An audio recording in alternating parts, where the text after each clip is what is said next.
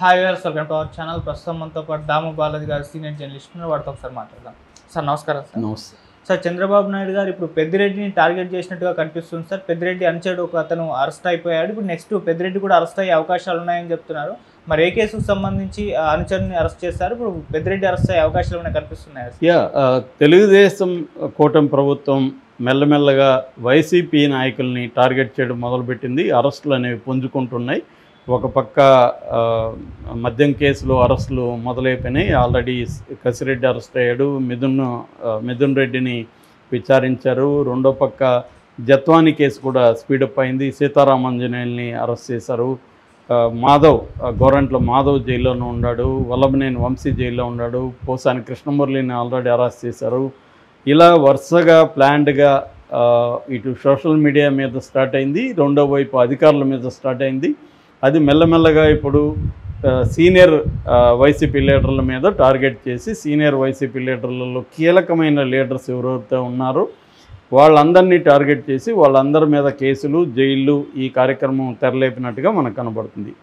దీంట్లో తెలుగుదేశం మీద, తెలుగుదేశం కేడర్ కానీ, తెలుగుదేశాన్ని సపోర్ట్ చేసే మేధావులు, జర్నలిస్టులు తీవ్రమైన విమర్శలు పెడుతున్నారు గత కొంతకాలం నుంచి. చంద్రబాబు అండ్ కో అంటే లోకేష్ కావచ్చు, చాలామంది కుమ్మక్కైపోతున్నారు వైసీపీ నాయకులతో.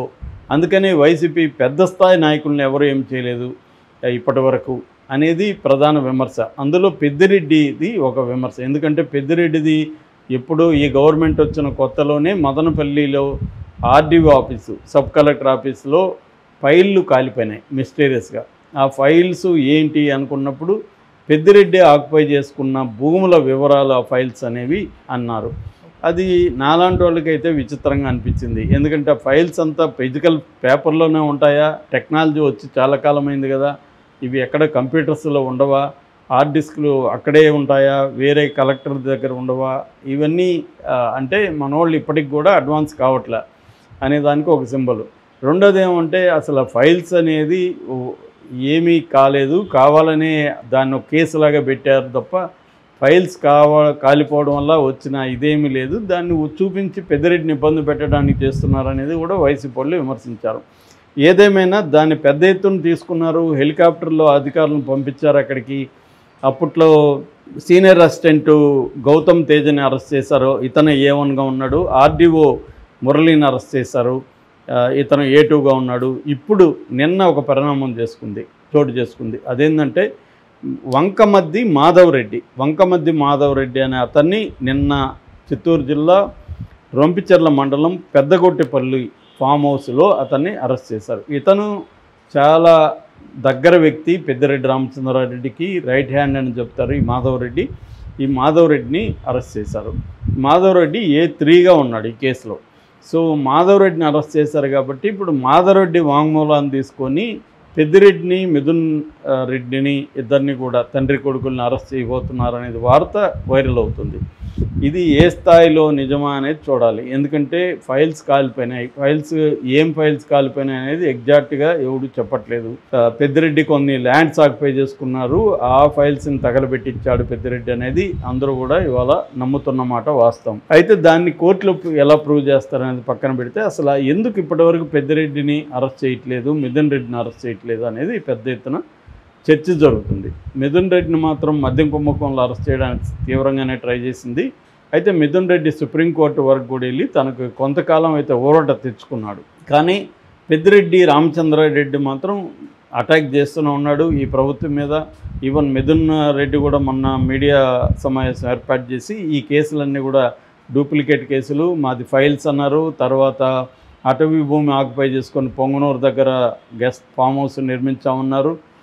ఇప్పుడేమో మద్యం అంటున్నారు. ఏది కూడా తేలలేదు. ఇంకా మా మీద పెట్టాల్సింది మిగిలినవి ఒక డ్రగ్ కేసు, ఇలాంటివే ట్రాఫికింగ్ కేసు, ఇలాంటివి పెట్టాలి తప్ప ఇంక వేరే ఏమీ లేవు, అన్నీ పెట్టేశారు వీళ్ళు. కానీ ఒక దాంట్లో కూడా ప్రూవ్ చేయలేదు అనేది వీళ్ళు చెప్తున్నారు. నిజానికి పొలిటికలీ మోటివేటెడ్ కేసులో ఏది కూడా కోర్టులో ప్రూవ్ అయ్యి శిక్షలు పడేవి వెరీ వెరీ రేర్. ఒక లల్లు ప్రసాద్ యాదవ్ లాంటి వాళ్ళకే జరిగింది తప్ప మామూలుగా జనరల్గా పొలిటికల్ రైవలరీలో కేసులు పెట్టేవి వేధించడం కోసమే. ఎందుకంటే మన దేశంలో ప్రాసెస్ ఈజ్ పనిష్మెంట్ అంటారు.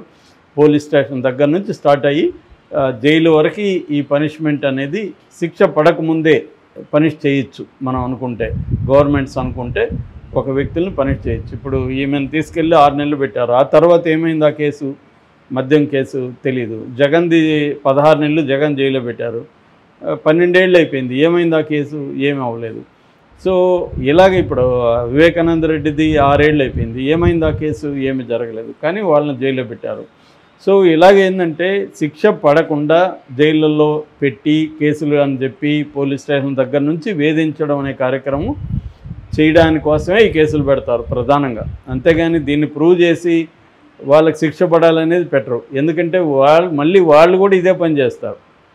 అవినీతి అనేది ఏ పార్టీ ఉన్నా అవినీతి కంపల్సరీ జరుగుతుంది. అది వైసీపీ ఉన్నా, తెలుగుదేశం ఉన్నా, బీజేపీ ఉన్నా, కాంగ్రెస్ ఉన్నా అవినీతి లేని పార్టీలు ఏవి లేవు. ఆ మధ్య కూడా మనం బాండ్లు చూసుకున్నప్పుడు ఫండ్ చూస్తే ప్రతి పార్టీకి కోట్లు ఇచ్చారు ప్రతి కంపెనీ. అంటే ఇప్పుడు మెగా ఉంది ఫర్ ఎగ్జాంపుల్. మెగా వాళ్ళు బీఆర్ఎస్కి ఇస్తే అర్థం చేసుకోవచ్చు, బీఆర్ఎస్ అధికారంలో ఉంది. కాంగ్రెస్ ఎందుకు ఇచ్చారు? ప్రతిపక్షంలో పవన్ కళ్యాణ్ కూడా 10 కోట్లు మెగా ఇచ్చింది. ఎందుకు ఇచ్చింది అంటే ప్రతిపక్షాలు కూడా తాము చేసే అక్రమాల మీద గట్టిగా మాట్లాడకుండా వాళ్ళకు కూడా ఇస్తారు. అట్లాగే పార్లమెంట్లో ఎలాంటి ప్రశ్నలు అడగాలి, మమ్మల్ని ఇబ్బంది పెట్టకుండా ఎలా ఉండాలనే దానికి ఎంపీలకు కూడా ఫండ్ ఇస్తున్నారు అనేది చాలాసార్లు ప్రూవ్ అయిన మాట.